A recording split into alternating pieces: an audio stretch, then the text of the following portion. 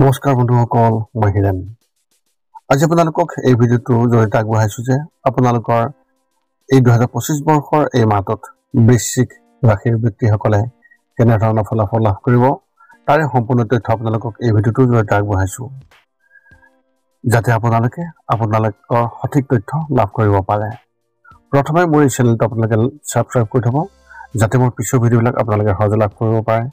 লগতে মোৰ ভিডিঅ' যদি ভাল লাগে তেন্তে লাইক আৰু শ্বেয়াৰ কৰিব, কমেণ্ট কৰি আপোনালোকৰ মনোভাৱ প্ৰকাশ কৰিব। এতিয়া আহোঁ মূল বিষয়লৈ। আজি আমি জানিম এই 2025 বৰ্ষৰ এই মাহটোত সম্পূৰ্ণ ৰাশিফলৰ বৰ্ণন। আমাৰ সকলোৰে মনত এটা কৌতূহল আছে যে আগন্তুক মাহটো আমাৰ বাবে কেনেকুৱা হ'ব। বহু ধৰণৰ প্ৰশ্ন আমাৰ মনত উদয় হয়, যেনে ব্যৱসায় বা চাকৰিৰ ক্ষেত্ৰত অগ্ৰগতি হ'বনে নহয়, বা কিবা নতুন প্ৰত্যাহ্বানৰ সন্মুখীন হ'বলগীয়া হ'ব নেকি, এনেধৰণৰ বহুতো প্ৰশ্ন। সেয়েহে আপোনালোকক এই ভিডিঅ'টোৰ জৰিয়তে ৰাশি আৰু ৰাশিফলৰ ওপৰত ভিত্তি কৰি ৰাশিফলৰ ওপৰত বিভিন্ন গ্ৰহ আৰু নক্ষত্ৰমণ্ডলৰ প্ৰভাৱ আৰু গতিবিধিৰ বিষয়ে অধ্যয়ন কৰিছোঁ।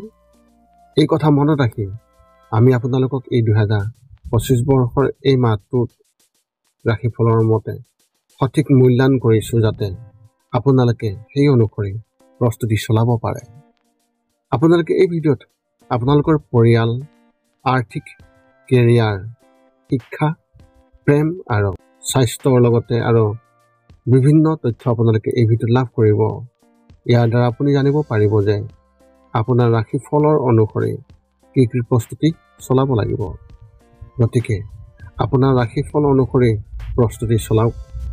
অৱশ্যে আপোনালোকক এইটো জনা উচিত যে এই ভিডিঅ'টোত দিয়া যি তথ্য, এই তথ্য কোনো ব্যক্তি হিচাপে নহয়, ৰাশিফলৰ ওপৰত হোৱা যি প্ৰভাৱ, সেই প্ৰভাৱৰ বিবেচনা অনুসৰিহে এই ভিডিঅ'ত উল্লেখ কৰা হৈছে এই সকলোবোৰ তথ্য।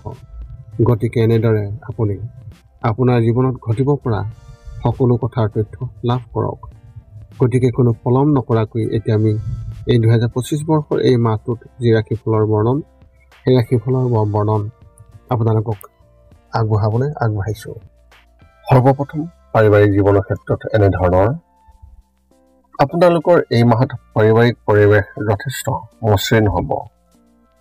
আপোনাৰ আচৰণত আপোনালোকৰ পৰিয়ালৰ বয়োজ্যেষ্ঠসকলে অতিশয় সন্তুষ্ট হ'ব, যাৰ ফলত আপোনাক সম্পূৰ্ণৰূপে হৃদয়েৰে আশীৰ্বাদ কৰিব। এইটোৱেই হ'ব আপোনাৰ পৰিয়ালৰ সঠিক বৈশিষ্ট্য, আৰু ইয়াত দিয়া হ'ব আপোনাৰ সম্পূৰ্ণ পাৰস্পৰিক সহযোগিতা। ইয়াৰ ফলত শিশুসকলৰ ওপৰতো উপকাৰী প্ৰভাৱ পৰিব, যিয়ে নিজৰ নিৰ্ধাৰিত কামত খুবেই ভাল প্ৰদৰ্শন কৰিব। আপোনাৰ পৰিয়ালৰ সকলো সদস্যৰ বাবে বহুত সুখ কঢ়িয়াই আনিব। পৰিয়ালত এজন সদস্যৰ সংযোজনক আপুনিও সঠিকভাৱে উদযাপন কৰাৰ এক আশা দেখিব পাৰি। শিক্ষা আৰু কেৰিয়াৰ ক্ষেত্ৰত এনেধৰণৰ। আপোনালোকৰ বেছিভাগেই নিজকে নিজৰ লক্ষ্যত উপনীত হ'বলৈ সংগ্ৰাম কৰিবলৈ দেখিবলৈ পোৱা যাব, কিন্তু তথাপিও আপুনি ইয়াৰ সঠিক ফল নাপাব। উচ্চ শিক্ষাৰ বাবে যিসকলে প্ৰচেষ্টাত অসুবিধা হৈ আছে, তাত আপোনালোকে আৰু সংগ্ৰাম কৰিব লাগিব। তাৰ ভিতৰতে আটাইতকৈ ডাঙৰ হ'ব সঠিক সময়ত সঠিক সুযোগ বিচাৰি উলিওৱা। ক্ৰাফ্ট আৰু টেকনিকেল ব্যৱসায়ত যিসকলে নিমগ্ন হৈ আছে, তাত তেওঁলোকৰ প্ৰতিকূল পৰিস্থিতিৰ দ্বাৰা বহুলাংশে প্ৰভাৱিত নহ'ব। প্ৰতিযোগিতামূলক পৰীক্ষাত অৱতীৰ্ণ হোৱা প্ৰাৰ্থীসকলে বহু আগতীয়াকৈ অতিৰিক্ত প্ৰশিক্ষণ ল'ব লাগিব। আপোনালোকৰ বেছিভাগৰে এই মাহত পৰীক্ষাৰ ফলাফল বেয়া হোৱাৰ সম্ভাৱনা আছে। ব্যৱসায় আৰু চাকৰিৰ ক্ষেত্ৰত এনেধৰণৰ। এই মাহত আপুনি আপোনাৰ কেৰিয়াৰ আগুৱাই নিয়াত যথেষ্ট সুযোগ পাব, কাৰণ আপোনাৰ সন্মুখত থকা যিসকল ব্যক্তি, তেওঁলোকৰ দ্বাৰা আপোনাৰ যথেষ্ট ক্ষতি হোৱাৰ সম্ভাৱনা আছে, আৰু ইয়াত আপুনি অনুকূল বুলিও ক'ব নোৱাৰে। অতি লাভজনক ভ্ৰমণত ভাল চুক্তিৰ আশা কৰক। আটাইতকৈ অনুকূল দিশ হ'ব আপোনাৰ পূব দিশ। আপুনি অতি কঠোৰ পৰিশ্ৰম কৰিব আৰু ব্যৱসায়ৰ দৰে দক্ষতাৰে নিজৰ লক্ষ্যৰ দিশে আগবাঢ়ি যাব পাৰিব। ই আপোনাৰ বাবে অতি প্ৰশংসনীয়ভাৱে সফল হোৱাৰ এক লক্ষণ দেখিবলৈ পোৱা গৈছে।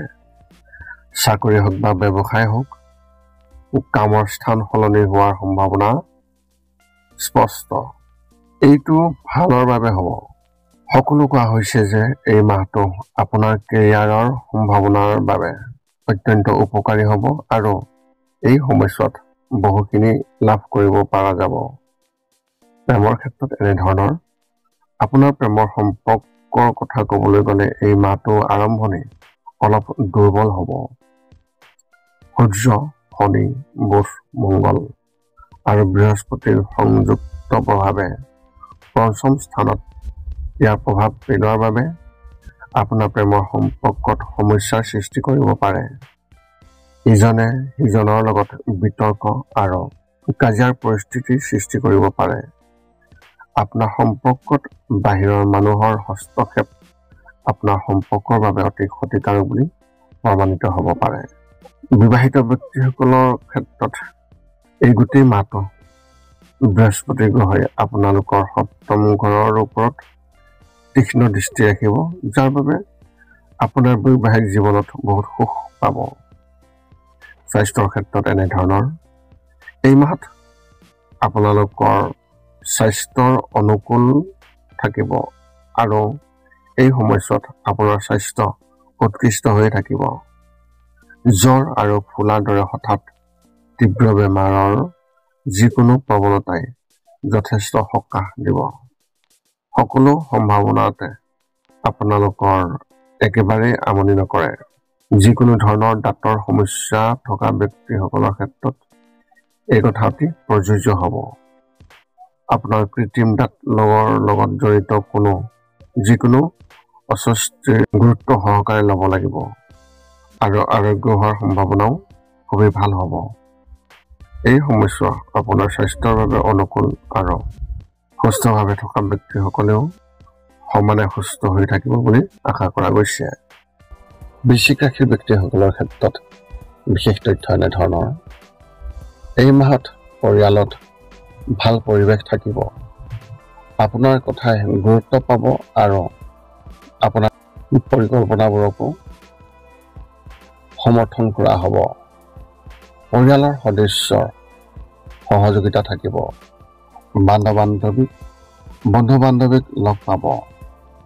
সম্পত্তিৰ পৰা লাভ পাব পাৰে। চৌপাশৰ পৰিস্থিতিৰ ওপৰত চকু ৰাখিব লাগিব। সুবিধা পোৱাৰ সম্ভাৱনা আছে।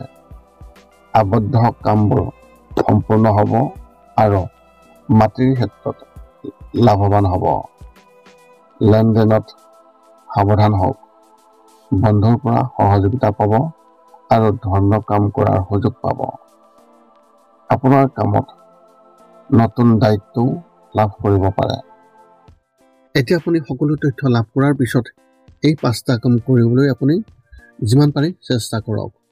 সৰ্বপ্ৰথমটো হৈছে আপুনি আপোনাৰ শৰীৰটো সুস্থ কৰি ৰাখিবলৈ দৈনিক যোগাসন কৰক, য'ত মূলতঃ 10 মিনিটৰ বাবে ওমকাৰ মন্ত্ৰ, 10 মিনিটৰ বাবে কপালভাতি আৰু 10 মিনিটৰ বাবে অনুলোম বিলোম। ইয়াৰ লগে লগে আপোনাৰ শাৰীৰিক আৰু মানসিক স্বাস্থ্য একেবাৰে নিখুঁত হৈ থাকিব। 2 নম্বৰটো হৈছে ৰাতি শোৱাৰ আগতে নিস্তব্ধ আৰু নিৰ্জন ঠাইত 10 পৰা 20 মিনিট ধ্যান কৰিব লাগে। ইয়াৰ দ্বাৰা 2টা উপকাৰ পোৱা যায়। এটা হ'ল আপুনি ভাল টোপনি পাব আৰু দ্বিতীয়টো হৈছে পিছদিনা আপুনি সতেজ অনুভৱ কৰিব। ধ্যান কৰি থাকোঁতে মধ্যমীয়া শব্দৰ শান্ত সংগীতো আপুনি শুনিব পাৰে। 3 নম্বৰটো হৈছে প্ৰতি মংগলবাৰে পুৱা নিশ্চয় হনুমান চালিচা পাঠ কৰক আৰু হনুমান মন্দিৰ দৰ্শন কৰক, নতুবা আপুনি বিষ্ণু মন্দিৰ দৰ্শন কৰক।